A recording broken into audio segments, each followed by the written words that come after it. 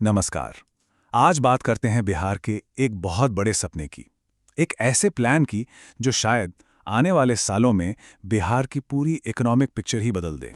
तो ये सपना है क्या? चलिए सबसे पहले ये समझते हैं कि इस नई सोच के दिल में आखिर है क्या।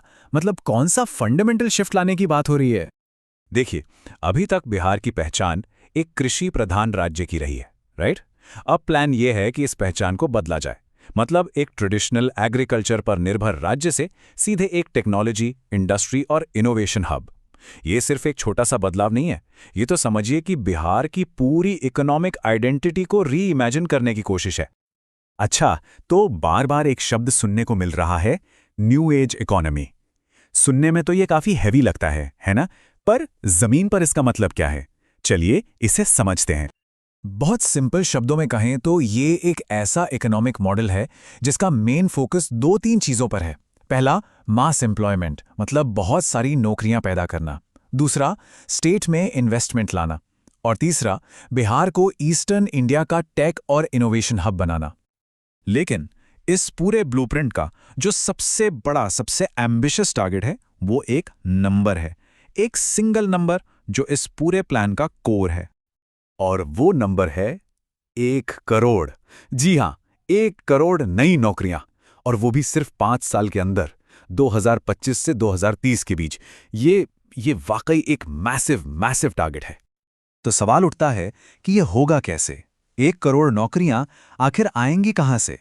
चलिए अब इस प्लान के पिलर्स को समझते हैं। तो स्ट्रैटेजी ये है कि सिर्फ एक चीज पर फोकस नहीं करना है। ये एक मल्टी प्रॉन्ग्ड अप्रोच है।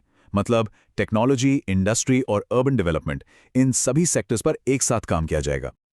और ये टेबल ये काफी कुछ क्लियर कर देता है। देखिए कैसे इसको बांटा गया है। एक तरफ टेक है जिसमें mega tech city, fintech city और एआई मिशन जैसी फ्यूचरिस्टिक बातें हैं। तो दूसरी तरफ इंडस्ट्री में सेमीकंडक्टर पार्क जैसी नई चीजों के साथ साथ 25 नई चीनी मिलों की भी बात है। मतलब ट्रेडिशनल इंडस्ट्री को भी नहीं भूला गया है। और इन सब के सपोर्ट के लिए अर्बन डेवलपमेंट के तहत 11 शहरों में ग्रीनफील्ड टाउनशिप्स, मतलब बिल्कुल नए शहर बसाने का प्लान है। ओके, प्लान तो बड़ा सॉलिड लग रहा है, पर इसका अल्टीमेट गोल क्या है? मतलब इन सबसे आखिर उम्मीद क्या की जा रही है? फायदे क्या होंगे? और इसका जवाब है बिहार का युवा। इस पूरे प्लान के सेंटर में बिहार की यूथ पॉपुलेशन है। कोशिश ये है कि उन्हें टेक, स्टार्टअप्स और इंडस्ट्री में यहीं पर अपने ही स्टेट में मौके मिलें, ताकि अनएम्प्लॉयमेंट भी कम हो और जो एक बहुत बड़ी समस्या है पलायन की, माइग्रेशन की, उस पर रोक लग सके। ये चार्ट प्रायोरिटीज को और भी साफ कर देता है। देखिए, सबसे बड़ा चंक 40% सीधे सीधे यूथ एम्प्लॉयमेंट का है। उसके बाद आता है इकोनॉमिक ग्रोथ, फिर माइग्रेशन को रोकना, और हाँ, 10% फोकस इस पर भी है कि बिहार की एक नई टेक आइडेंटिटी बने। ओके, तो उम्मीदें बहुत हैं, सपने बहुत बड़े हैं, लेकिन विजन कितना भी अच्छा हो, असली टेस्ट तो एग्जीक्यूशन का होता है। और यहीं पर बात आती है चैलेंजेस की, कि असल में ये सब होगा कैसे। इस सपने को हकीकत बनाने के लिए 4 चीजें एब्सोल्युटली क्रिटिकल हैं।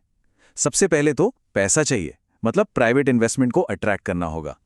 दूसरा, कोर इंफ्रास्ट्रक्चर बनाना होगा, अच्छी सड़कें, 24 घंटे बिजली, हाई स्पीड इंटरनेट। तीसरा, जो यूथ है उसे इन नई जॉब्स के लिए स्किल करना होगा, ट्रेनिंग देनी होगी। और आखिर में इन सब पॉलिसीज का प्रॉपर इंप्लीमेंटेशन, मतलब प्लान सिर्फ कागज पर ना रह जाए। तो क्या इस पर काम शुरू हुआ है? हाँ, कुछ प्रोग्रेस तो हुई है। ये सिर्फ एक आइडिया नहीं है।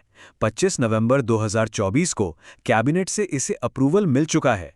और अब एक हाई लेवल कमिटी बनाने की बात है जो एक डिटेल्ड रोड मैप तैयार करेगी कि टेक और एआई मिशंस को जमीन पर कैसे उतारा जाए। तो विजन तैयार है, पहला कदम भी उठा लिया गया है, लेकिन जो सबसे बड़ा सवाल है वो अब भी वहीं का वहीं है। क्या ये ब्लूप्रिंट, ये सपना सच में बिहार को ईस्टर्न इंडिया का नेक्स्ट टेक हब बना पाएगा?